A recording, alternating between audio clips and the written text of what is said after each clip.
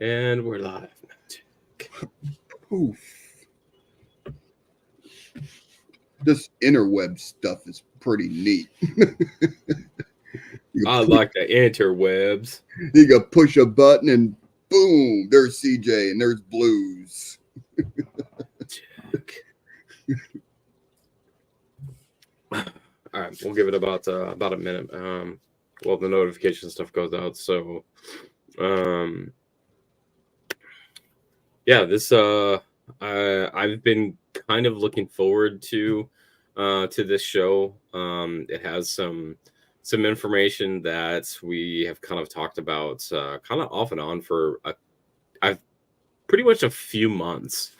More of an in general, like, hey, this is what I do, and like, hey, this is what I do. But it just kind of makes sense to have it something as like a main topic that we actually wrap a show around, to bring kind of some of the things that we do to the open market per se. So yeah, I think it's going to be really interesting, and I really enjoy these. I really enjoy these shows because they kind of, even though we talk back and forth about the topics and we kind of run through the show ideas, there's always something else that comes up during the show or as we're talking about it that is like, oh yeah, that reminds me of a time when I did a thing and it was cool, so something like that. But so Yeah. should be pretty interesting. Yeah, some of the stuff we're going to be talking about tonight, CJ and I, we have had in place for years. Yeah. We have been using this stuff and these different options for a while now, and it works. It does. So it does until it doesn't. It does until it doesn't. Yeah, that's about right. I mean, it does until it doesn't, and when it doesn't, we modified it until it becomes something that does, and that's get the kind of just the game plan of how things happen. Give me 1 minute. I'm gonna turn my fan on over here, so just give me 1 minute. Hey, you're going to get some air movement in his office there. I already got my fan running. It's up here someplace, and it's just kind of just pointing down across me. Hey, what's going on, Bigfoot? All right, sorry, I didn't remember to turn my fan on because it gets hot in here. All right, so let's go ahead and get this started. So for Monday Night Coin Talk, this is October 23rd, 2023, and our topic for today's show is saving money while collecting coins. And for a lot of us, especially that deep into that dive into the deeper side of coin collecting, we kind of know that coin collecting is a path of collection and amassing. That's kind of just what happens sometimes. But there are quite a number of things that we can do in terms of, hey, if you're going to, amass a collection of coins, there are quite a number of ways that you can save money while doing it. So we put together kind of a short list of some things that we employ in our own collections and our own collecting capacities, and wanted to offer this up to the people out there that are other coin collectors that are on YouTube that watch this show. To basically like, hey, this is what works for us, and this may work for you too. Or if you have something else that works, go ahead and put it in the comment section below. Because we can all learn from each other in this community, because we're all playing in the same sandbox. So Um, what's that? you, Sandbox? You like that one? you said sandbox, and it reminded me of the old like the military squadron parties. They always had the sandbox, and they would fill it full of coins and bury it, and then the kids could go in there and try to dig up the dimes and the nickels and the pennies and stuff. And Okay.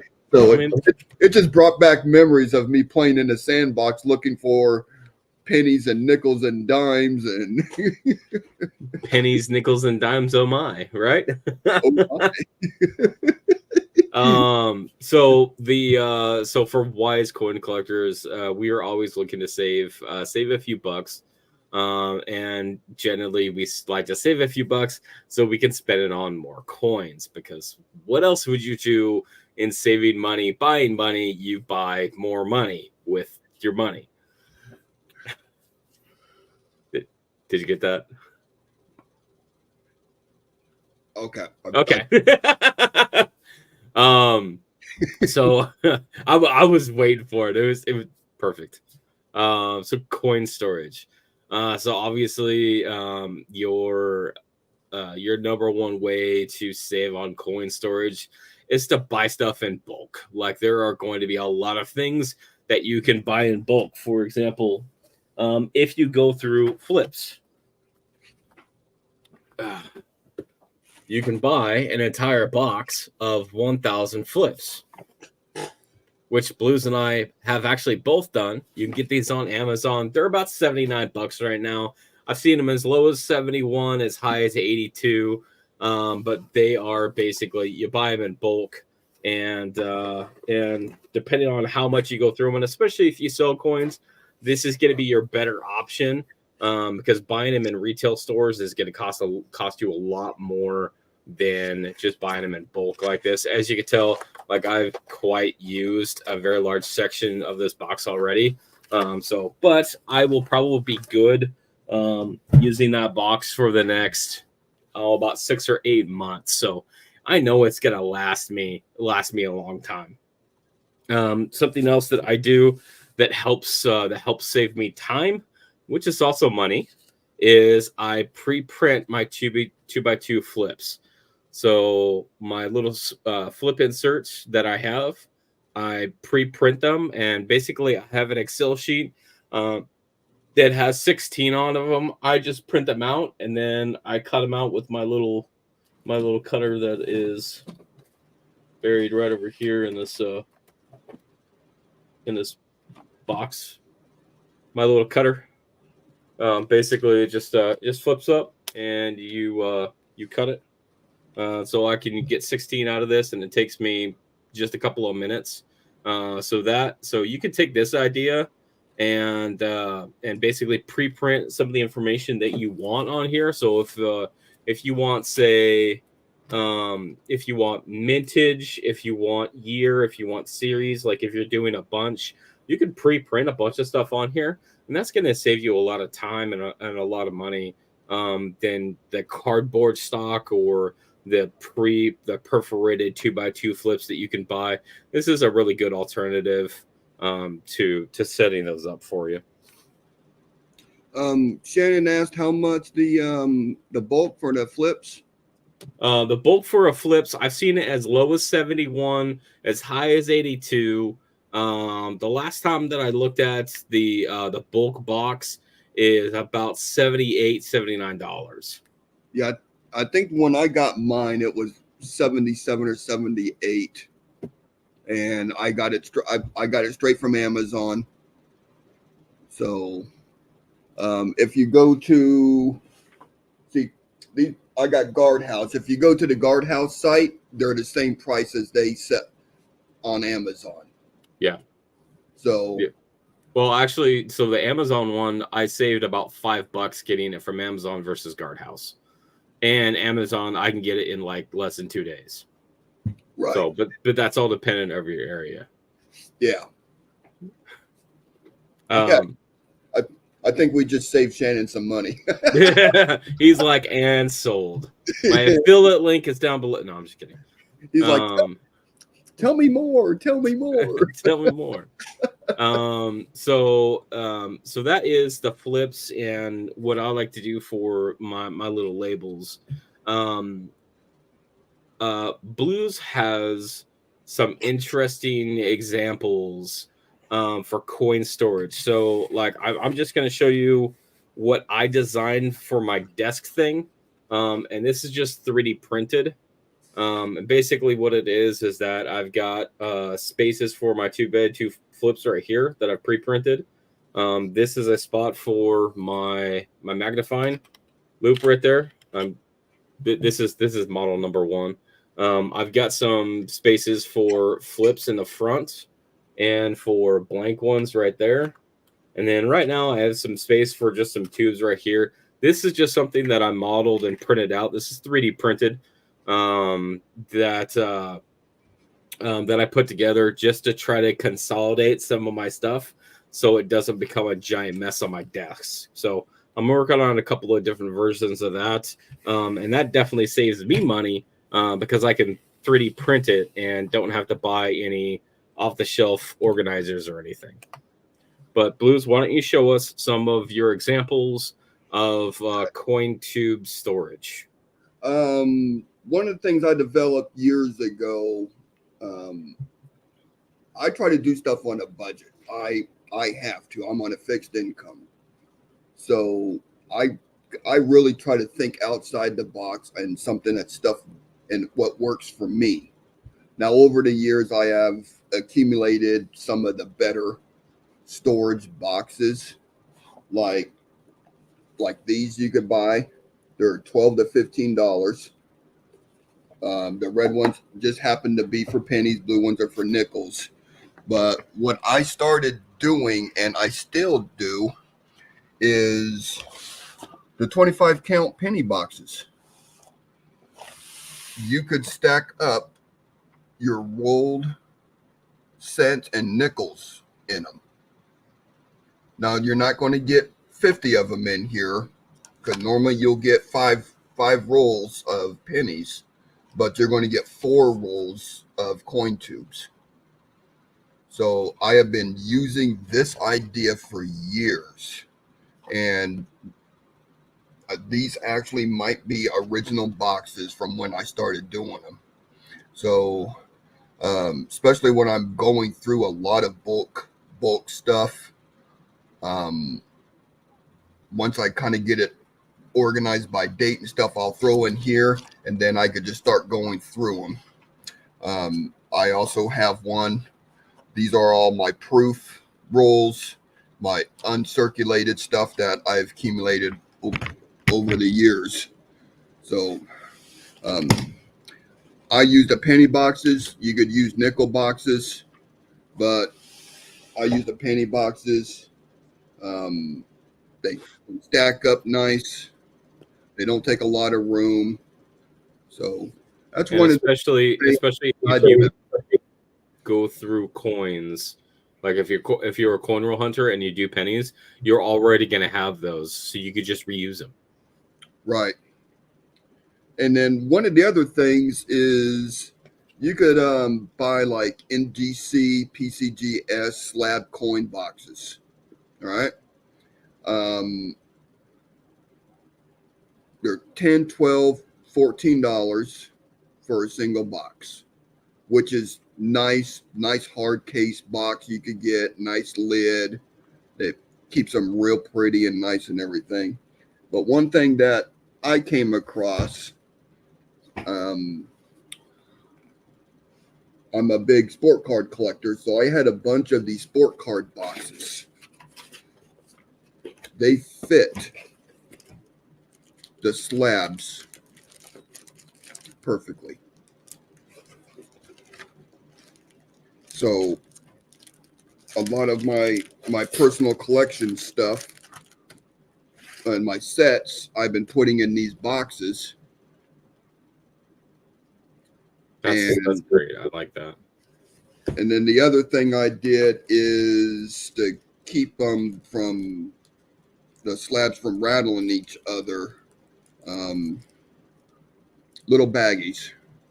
You could buy 100 count of slab baggies for about $10, $9 to $10. I picked these particular bags up at the arts and crafts section in Walmart. 100 of them, they were $3. Nice. So I put them on my slabs. So when I'm storing my slabs, it kind of keeps them from rubbing together. Keeps the dust and everything like that off of them. There's another one. This is my 1909 penny set that I've been putting together for all the different designs, the 4 different designs. So you can pick these up, sport card shops. You don't necessarily have to have new. Ask them for used ones. You can pick them up pretty cheap. They're good. They stack on top of each other real good. They don't take a lot of space.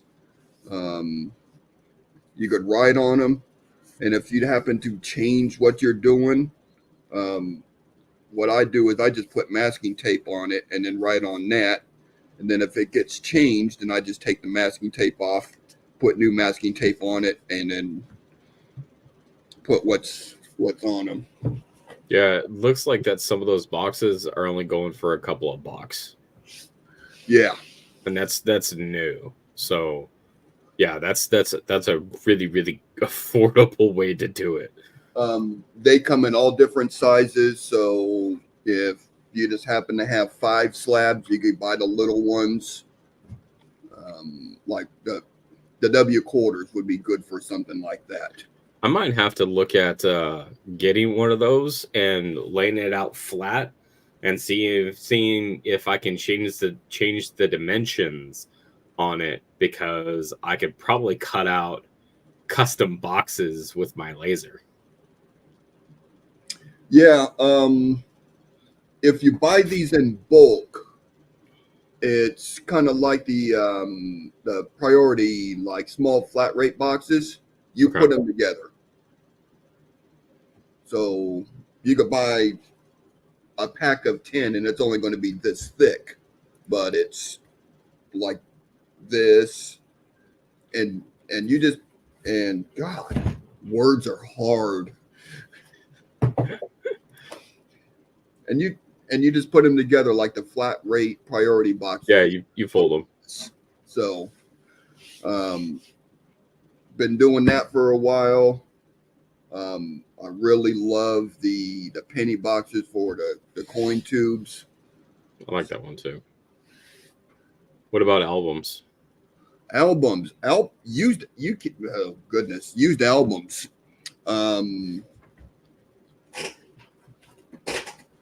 There goes a whole bunch of pennies and stuff on the floor.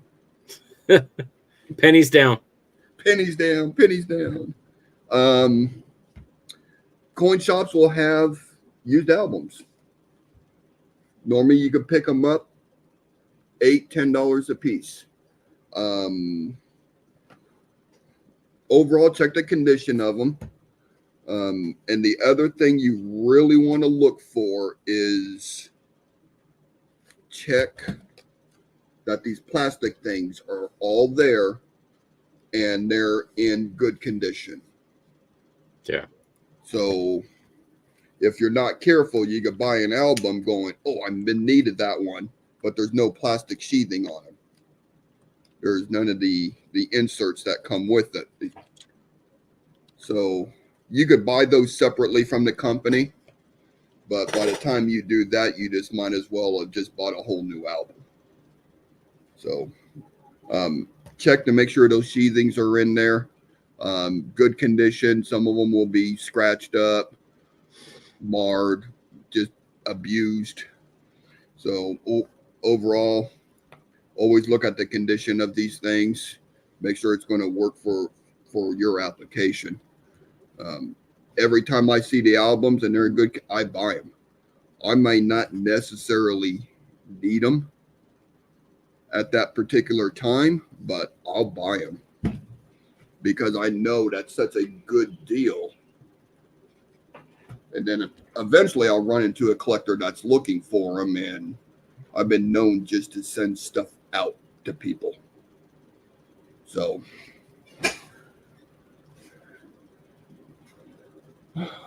dig it. I think that's all I got on albums. Yeah, used albums. The other thing to note is like with the like the coin tubes and the albums, your coin shops might have some of those used tubes that you can get. There's a lot of them, and you can get them on eBay too.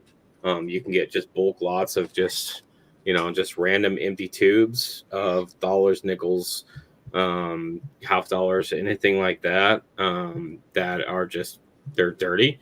So you can buy them for super cheap, basically, between 30 cents to $1 each. And just clean them up, and then you can reuse them as brand new ones, and it takes no effort at all. And that's a great way to, especially on coin tubes, that you can save yourself a bunch of money. Right. Yeah. When you really look at it, all you're doing is just storing coins. Right. So does having the prettiest tube on the table really make a difference? In my eyes, it doesn't.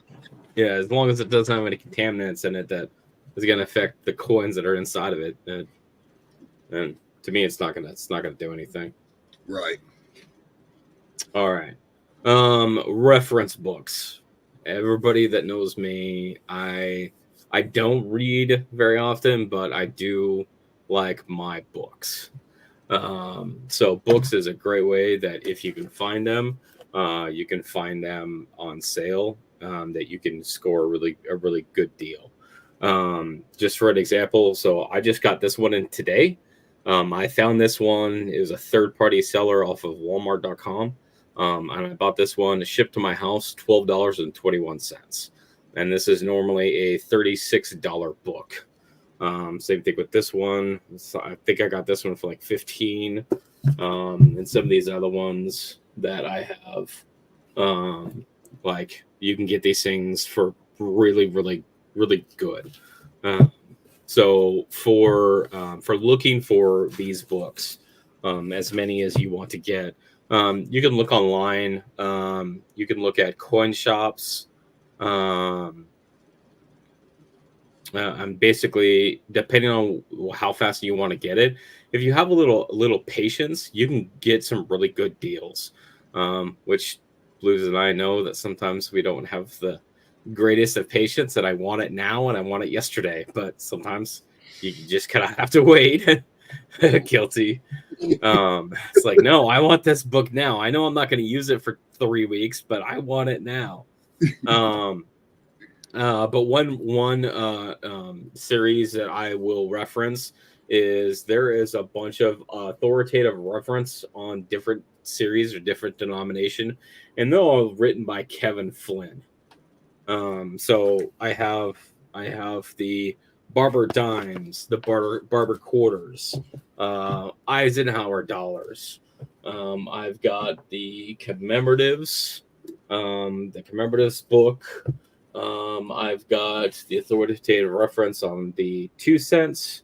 If you don't have this book, you're not living, so you absolutely needed to buy this book.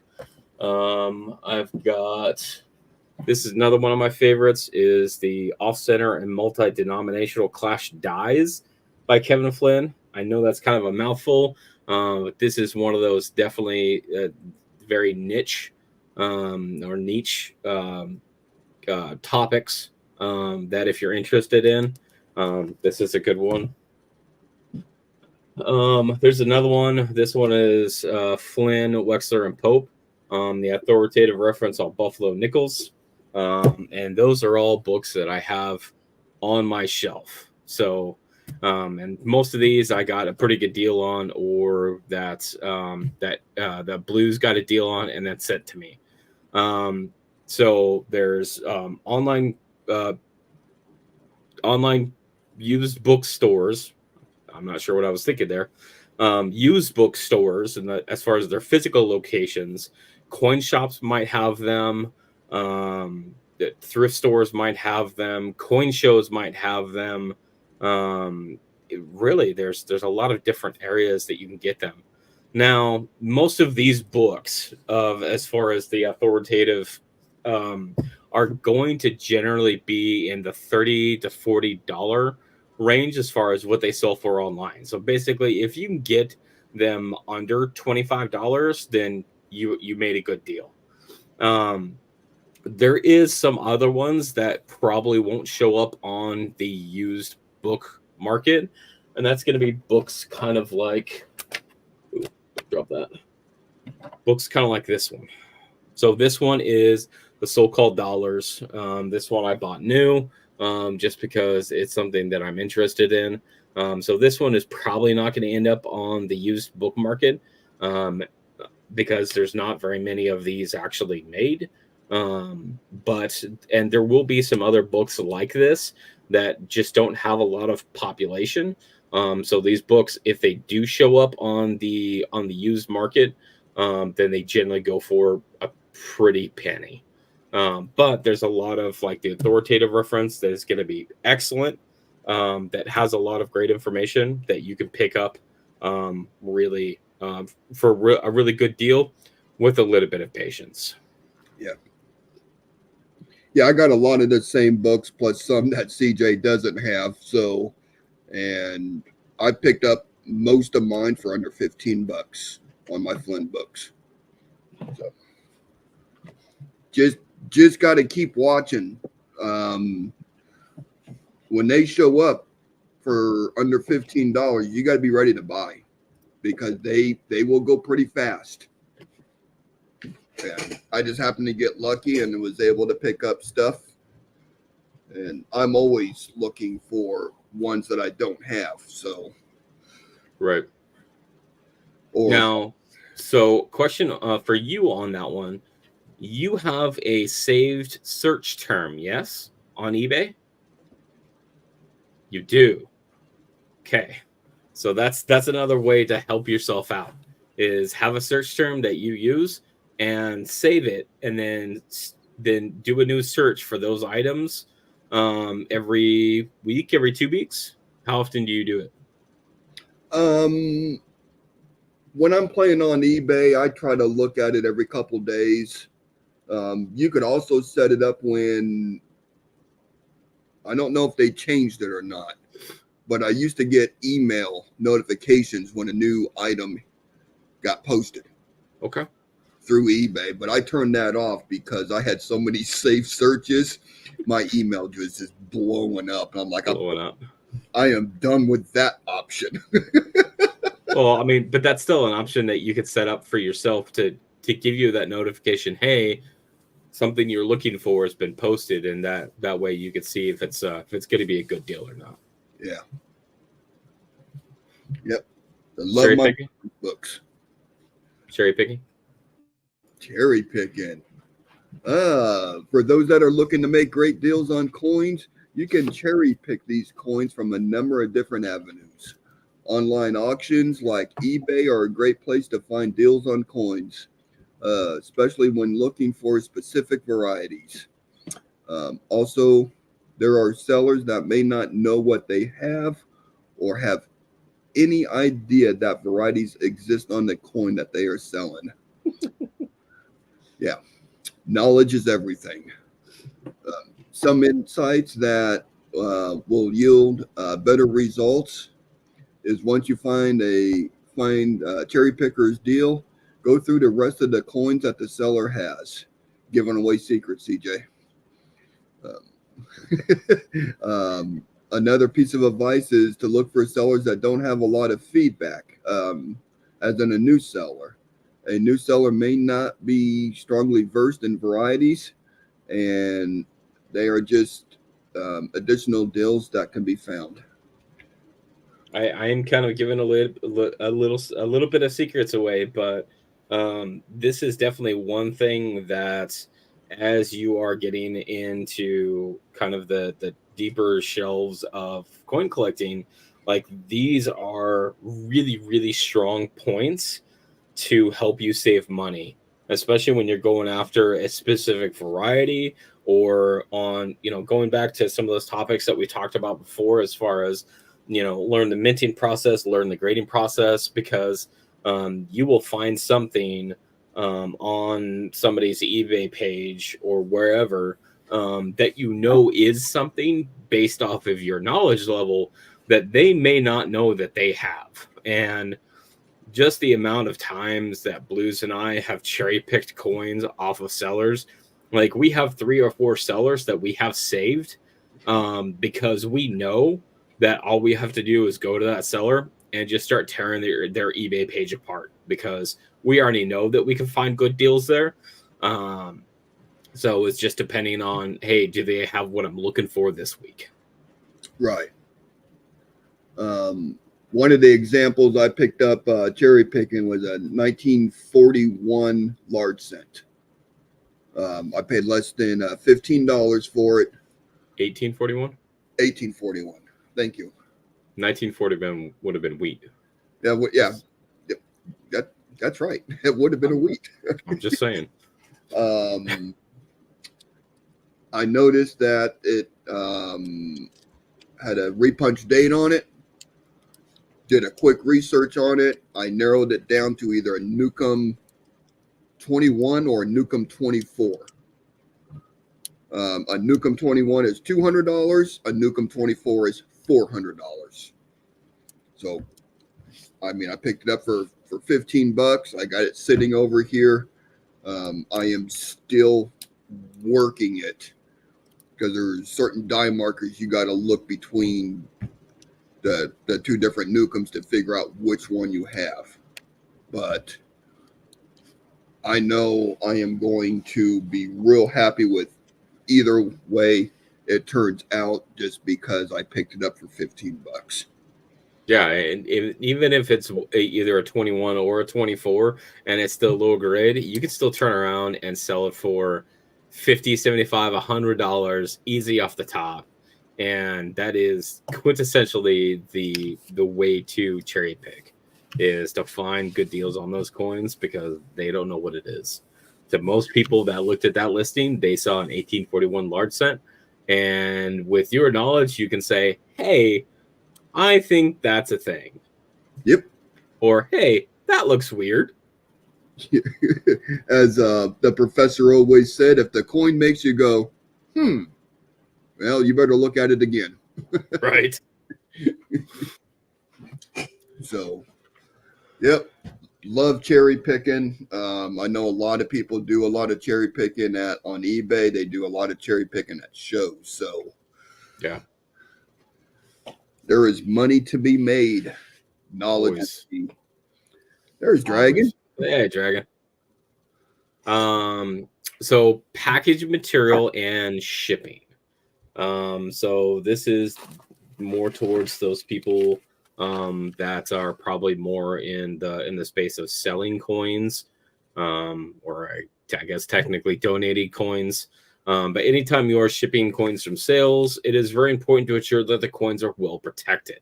And this means of saving money in this area can have a really big impact, because it's going to be a lot cheaper to just reuse what you have available than to have a coin that's lost because you didn't package it very well. So reusing cardboard from your weekly Amazon orders.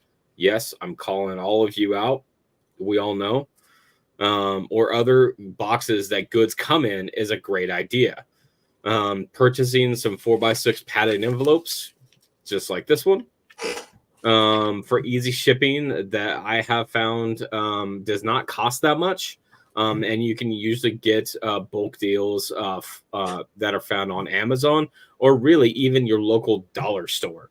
Because I've also found those in there as well. They're a little bit cheaper and they're more plastic than the craft paper, but it still gives you a cheap option for a decent level of protection. And if you have a box store like Eric does in his area, then you can actually get some bulk boxes that are cheap, versus getting those full retail ones at big box stores or retail environments. and his has his local warehouse has a complete storefront that has all kinds of different sizes and even the capacity to have a custom label printed on them if that is something that you wanted to choose. So that may be another option that if you have that in your area, that you can help you save money on labels or other kind of other kind of tools by having them pre-printed on there. Then the second part of this is shipping. So shipping is something that we always try to save money on because shipping is getting expensive. As I mean, just in the last 4 years, the shipping on your standard box has gone up from $7 or $8. I was at the post office this morning, and the shipping for that small box is $10.20, which hurts me to my core of my soul. But that's what it is. So all the more reason to find good deals on shipping. So if you can ship something in an envelope, even a bigger envelope like this, like a 6x9 or 5x8 or something like that, versus having to ship it in a full blown box, then take a look at those options. Yes, Coin Dragon, I did say getting. Because I mean, it's worse than what it used to be, but it could be worse. But there are some options that you can utilize to purchase labels from third-party shipping sites. Than having to go to the post office in your area. There may be third-party shipping stores also in your area that you could utilize. I've got one up the street, but I don't use it that often. I have used it before, and they have pretty good deals, pretty good costs. But I did a little bit of digging, and I found a couple of third-party websites. The first one is pirateship.com. I have not used that one before, but I've heard it used pretty regularly. Shipstation.com. I have used that one personally. I actually really enjoy it. It's really easy for me to use, and I actually use it to print out my own labels. So it's just easy for me to do. And then another one that I found is easyship.com. Again, I haven't used that one, but it is just provides another option for you guys to look at getting better rates or better deals on shipping with what you guys are shipping out. Yep. I mean, when you overall look at it, I mean, theoretically, yeah, I'm saving 20 cents on a box, but if you ship out 100 boxes a month, that 20 cents does add up. Yeah, it does. And over the course of a year, that money does add up, and then that's just money saved. So always got to look at the big pictures instead of just, oh, I'm only saving 13 cents. Well, 13 cents here, 13 cents there. So just got to look at the big picture of your overall monthly savings, your overall yearly savings. Yeah, especially if that's something that you are going to get into as far as like a form of business. And all of that savings will 100% add up down the road. So always take advantage of getting those little bit of savings wherever you can get them. Yeah. What are we, local auctions? Yep. This is one of my favorites. Check out a local auctions company. They will often have auctions every month or more often with some of these containing lots of coins. You can get good deals here, especially if their audience is small or they're in a more rural area. You could score some great deals. These auctions, you can generally preview, which means you could go do your research so you know what the going price of the item you want. It is easy to get caught up in the bidding. So you got to set a limit to ensure that you don't overpay. Um, I got three auction houses that run a coin auction about every other month. One of them's really good. One of them is, might as well just go try to dig the coin up in the ground because you're going to get a better deal doing that. Oh. Yeah. They're well advertised. I mean, it's just not like, oh, it's Saturday morning, let's have a coin auction. These things are well advertised, so they get a lot of participation in them. You'll see a lot of your local dealers at these things because they're specifically to pick up certain things. A lot of it is the silver. They're getting banger deals buying silver from these places. One of my great finds is I was at one of the local coin auctions. There was probably 40 or 50 of us in there. I recognize a lot of the dealers. I recognize the dealers from that set up at shows. We all know each other. We know, yep, he's a dealer. He's here for the silver. He's here for the gold. You know these things as time goes on. So I'm doing a preview, show up a couple hours early. I'm going through the table, looking at the preview. Okay, yep, that's a potential one I want to try to get. This lot is a potential one I want to try to get. And I picked up a Ziploc bag, and it just had buffalo nickels in it. So they asked that you don't open up the bags and inspect the coins, but with Ziploc, you could see through the bag. So I'm thumbing the coins around looking. Okay, there are a lot of common date stuff. No big deal. And then I came across a 1913. I'm like, okay, well, there's a promising coin in this bag. So I was able to flip the coin over and look, and it turned out to be a 13S Type 1, which is one of the big ones to get. How did you know it was a 13 Type 1? The mound. Wait a minute. Yeah. Had the mound. There you go. I had to think. Yeah. You have to put that as part of the story, saying, "Hey, I knew this was a 1913 because it had the mound with that was full and wasn't undercut, and that's how I knew it was a Type 1 versus a Type 2." Yep, you are correct. So, I kind of played it off that, okay, I didn't want to act too excited about this because other people will watch you and they'll be looking for expressions, and then they'll go see if they could see what you found. So I was able to pick up that bag of nickels for next to nothing. And when I got home and come to find out, yep, it was a Type 1 1913S.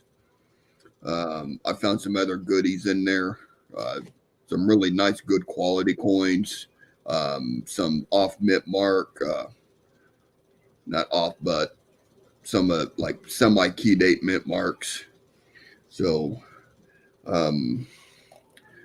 just got to look.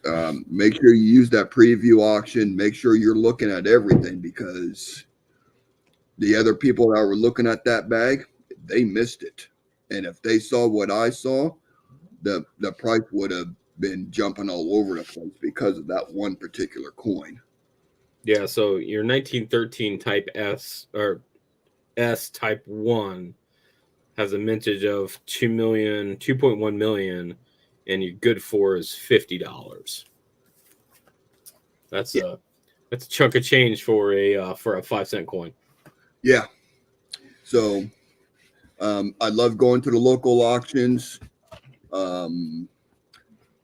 especially when they have the coins. I also hit the local auctions for the farm auctions because sometimes they'll just have a small little bundle of a small coin collection, a jar of wheat pennies.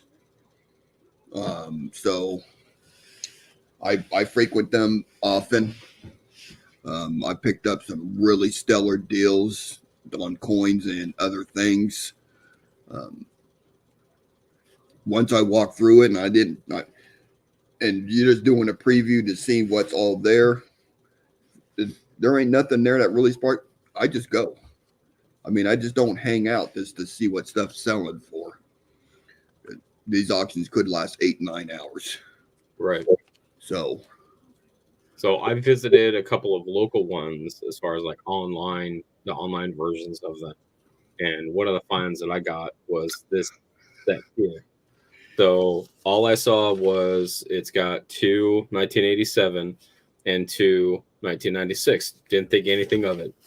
Thought I got a great deal on it, and then I was taking a look at it, and then I realized, 1996. You mean the 1996 with the W dime in it? And yeah, so I got 2 1996 mint sets with the W dime in it. I'm like, yep, I just made my money back. yeah, when he told me about that, I mean, let's just say I had some colorful words with him. You was mad. You was mad. Because I got a 1996 and someone stole my W dime out of it. So I don't have a W dime. Maybe you get one for Christmas. Yeah. Well, it better be. So I'm looking for one that's graded. There are your local auctions, whether they have an online presence or something like local, like a show or something in your area, that you can go to and get really, really good deals. The big thing is knowing how much of an audience that they reach out to, like what kind of audience that they have. The ones that I got those mint sets from, there may have been only a few hundred people that had even been a part of that, and I got a smoking good deal in either that show or another auction.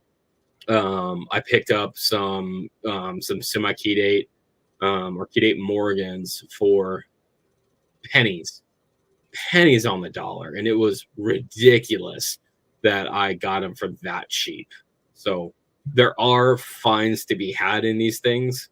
So don't ever be afraid to at least check them out, because you could very easily score some good deals. But the big thing is that don't get caught up in the bidding, right?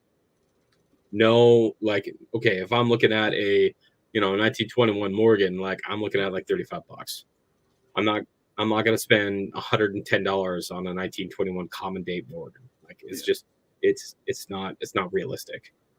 But if there's something that I'm really after, yeah, I'm gonna spend maybe $80-$85 for a good day on a overall good coin, knowing what it is, because I've already done the research to find out how much that, based off the approximate grade that I would give it, on how much that it would be worth to me. Yeah. It's on the live auctions. It is really easy to get caught up and overpay.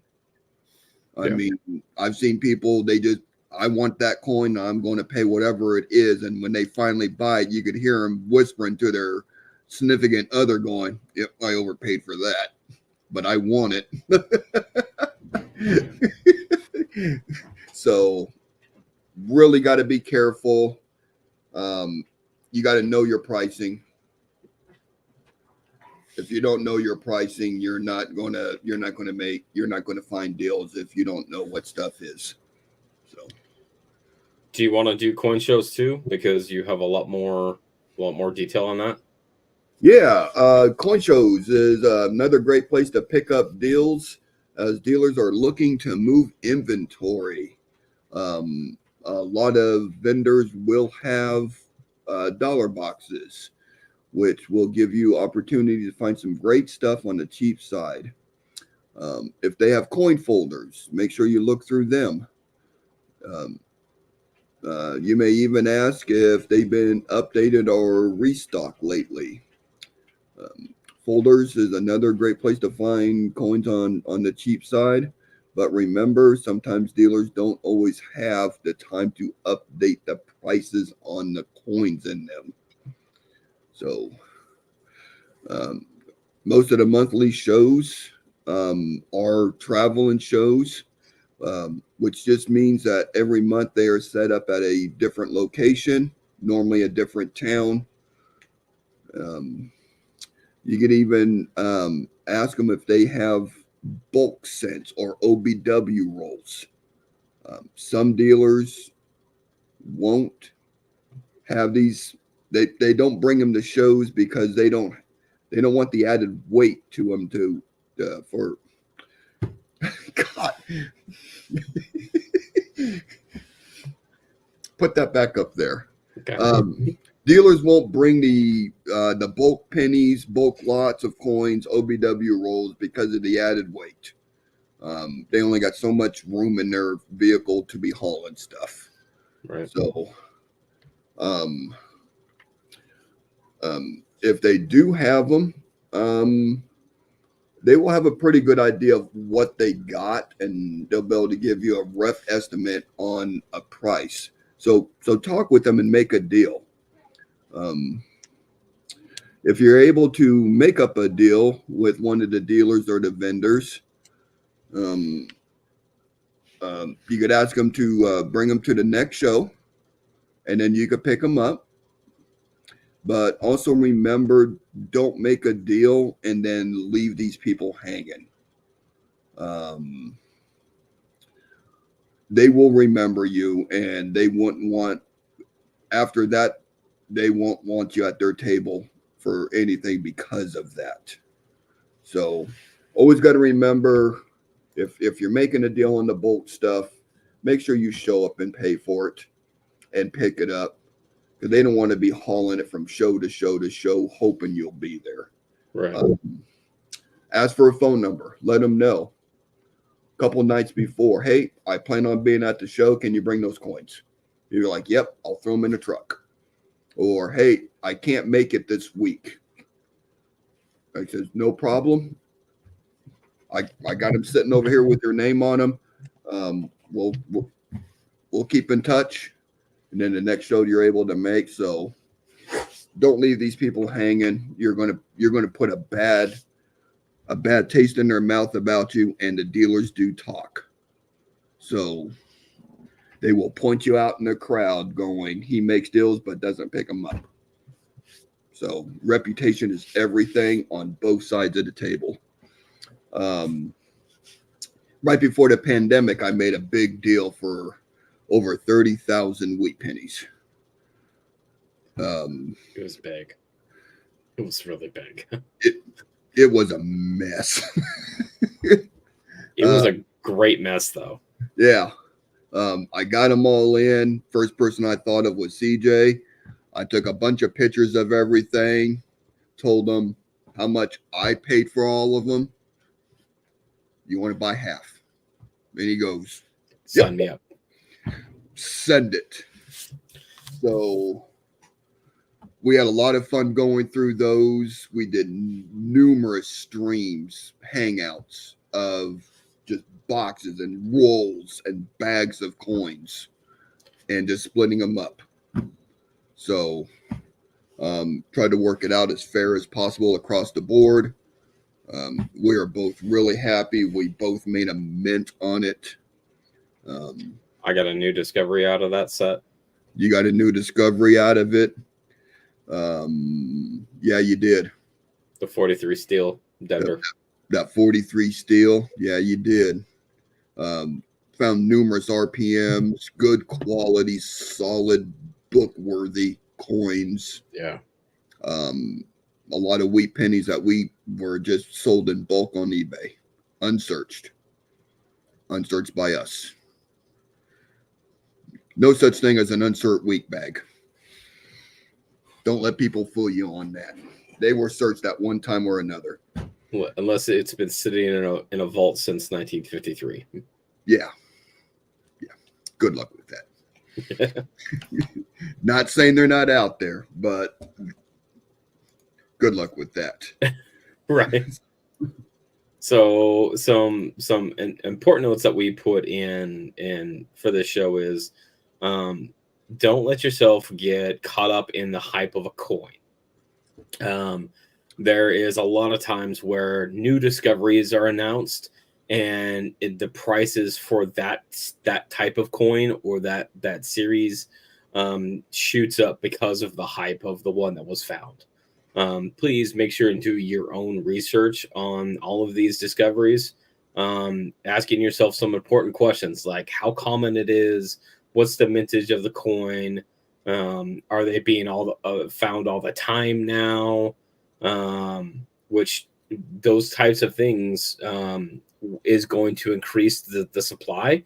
And what you're going to see is that you're going to see the market on these things drop like a rock, because instead of just one or two being on the market, there's going to be 50, there's going to be 100. Like you're going to see 200 postings of the same double die on a 2019 Lincoln Cent. Like that kind of quantity makes them less valuable. If it is something that you want to collect, spend the time, like, and just research to make sure that it is what you want, and then wait. What I would say, me personally, is I would say wait until the hype dies down and then purchase it if that's what you want to do, because you can generally find some that people are just trying to recoup their money with the money that they spent into rushing and getting these things graded to get them online to try to make that premium price deal after something has a new discovery has been announced. So um, don't let yourself get caught up in that. Some other influences that affect the cost of coins are if there is a major third party coin company or third party company, um, like Franklin Mints, what is that, Coin Shopping Network, those kind of things, that buy these bulk um, deals of coins and then turns around and resells them at a premium. Those things, it undermines the value of the coin. So don't get caught up on those, because you're going to strongly overpay on those coins and they will not retain their value. Yeah. Research. We've been plugging it all night. Know your research. Do your research. Do your learning. It is key. Yeah. Cannot stress it enough. Yeah. Always know what you're getting yourself into. With the online auctions and stuff, like most of the time you can preview them and you can do all the research as far as looking up Numis Media or looking at sold auctions on eBay to give you a good idea of what these things are actually being sold for or what the market value is trending at right now, to make sure that you are buying them within your capacity. Yeah.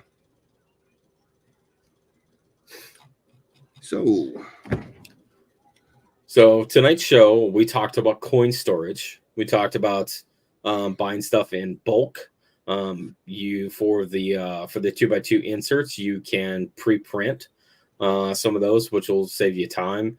Blues showed some really good examples of using the 25-cent bank boxes as roll holders, which is a phenomenal idea and something that you probably already have. We talked about the reference books that we have and where to get good deals on them. We talked about cherry picking coins, which is a favorite hobby of ours. We could cherry pick all day long and not get bored. Packing material and shipping, making sure that you're spending and spending the right amount for your packing materials, and reuse what you have around you. There's a lot of times where you can take two pieces of cardboard and put them together that will do a lot more in protecting coins, shipping them out than just wrapping paper around them.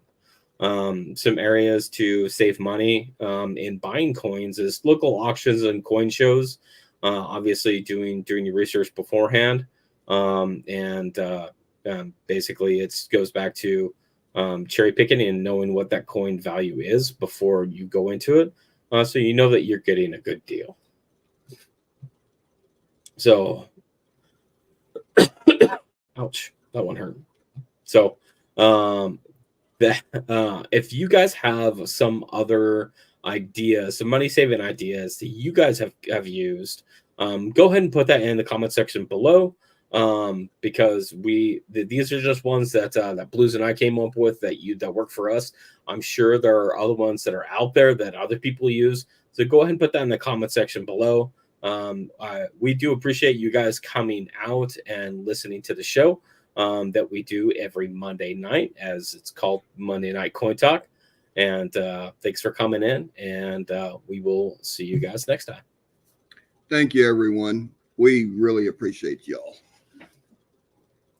All right, guys. Have a great night.